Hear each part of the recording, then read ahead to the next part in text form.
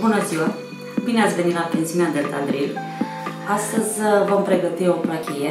Aici am pregătit ingredientele. Pentru aceasta avem nevoie de ceapă, roșii, piper, sare. Eu folosesc și un pic de zahăr, nu este obligatoriu. Ulei, suc de roșii. Bineînțeles, în afară de suc de roșii se poate folosi și bulion. Acum, cum dorește fiecare. Ardei, pătrunjel și peștele care între timp a fost prăjit. Într-o cratiță punem ulei la încins.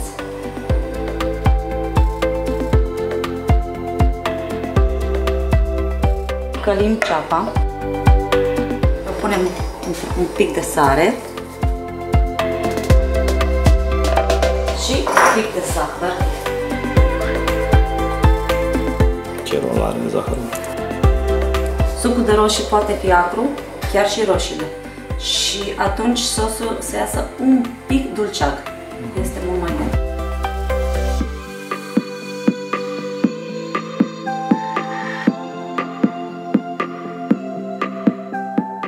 Deci după ce am călit un pic ceapa, adăugăm ardeiul.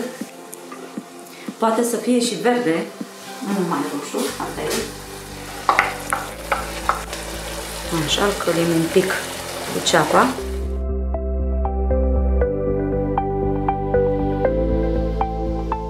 Acum voi adăuga roșiile.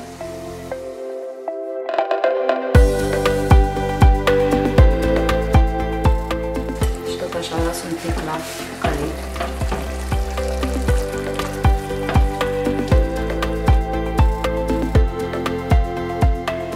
Adăugăm sucul de roșii.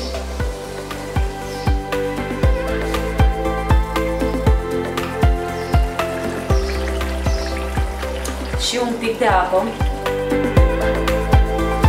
pentru că va trebui să lăsăm să fiarbă până legumele vor fi gata.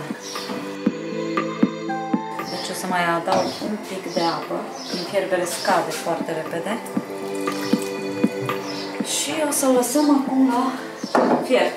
Îi pun capacul și o să lăsăm la fiert. Cât timp vor lăsa la fiert? Vreo jumătate de oră. Adăugăm un pic de apă înainte de a pune peștele în această compoziție. O să îi dăm gustul de un pic de piper, un pic mai mult, așa, un pic de sare, zahăr,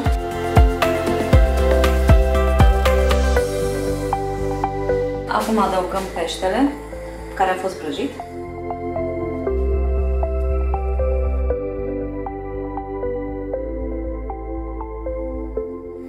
Și cât lăsați la...